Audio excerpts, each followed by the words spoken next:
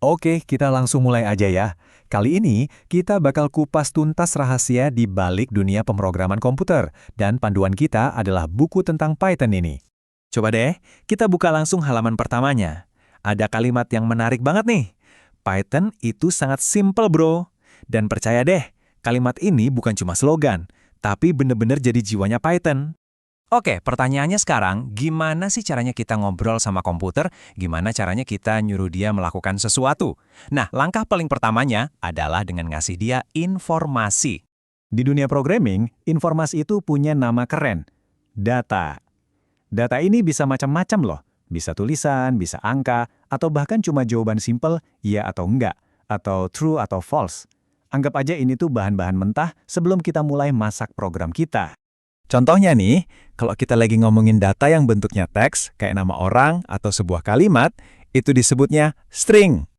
Terus, kalau datanya berupa bilangan bulat, entah itu positif atau negatif, selama nggak ada koma-komanya, itu namanya integer.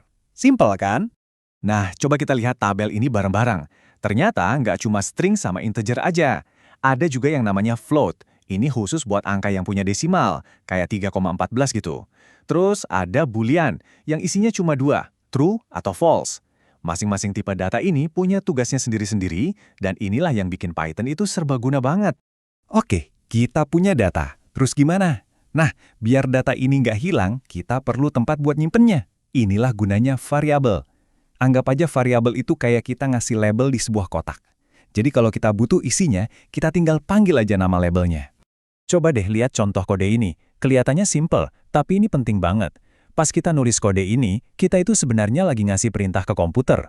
Perintahnya gini, "Why komputer, bikinin satu kotak, kasih label nama, terus isi kotak itu pakai tulisan Universitas Semarang." Udah, sesimpel itu. Oke, data udah ada di dalam kotaknya, udah kita kasih label. Terus, mau diapain data ini? Nah, disinilah kita butuh perkakasnya, yang di dunia coding disebut operator.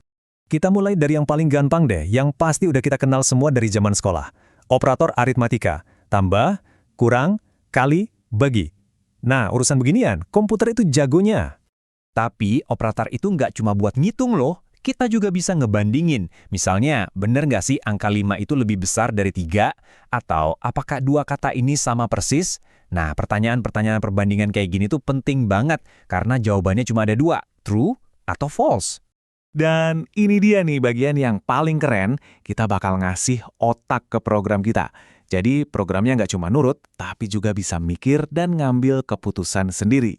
Pernah kepikiran nggak gimana caranya sebuah program bisa tahu harus berbuat apa di situasi yang berbeda? Kayak misalnya waktu kita masukin password. Kalau benar kita bisa masuk, kalau salah muncul tulisan password salah. Nah, itu gimana cara kerjanya?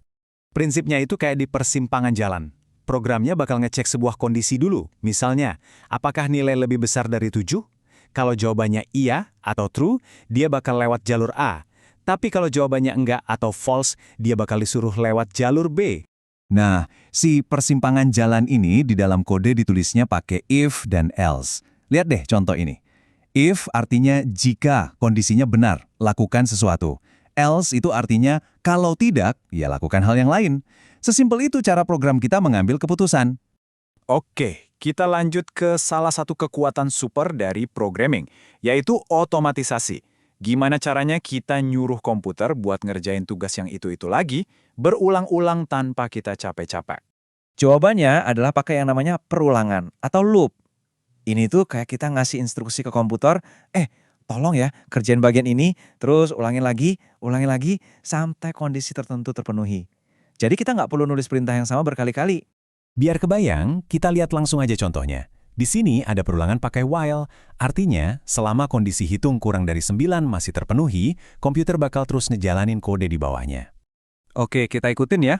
Pertama, nilai hitung itu 0. 0 kan kurang dari 9, betul. Jadi dia bakal cetak baris ini. Habis itu, angkanya nambah jadi 1. 1 masih kurang dari 9. Masih dong, cetak lagi. Dan ini bakal terus berlanjut, 2, 3, 4, sampai 8. Nah, pas angkanya jadi 9, komputernya ngecek lagi, apakah 9 kurang dari 9? Jawabannya salah, karena kondisinya udah nggak terpenuhi, loopnya langsung berhenti. Keren kan? Oke, jadi kita udah lihat ya, ada variabel buat nyimpen data. ada operator buat ngolah data, ada kondisi buat bikin keputusan, dan ada perulangan buat otomatisasi. Sekarang, gimana kalau semua potongan puzzle ini kita satuin? Kita bisa bikin apa? Nah, ini dia intinya. Lihat program ini, dia bisa ngitung luas dan keliling.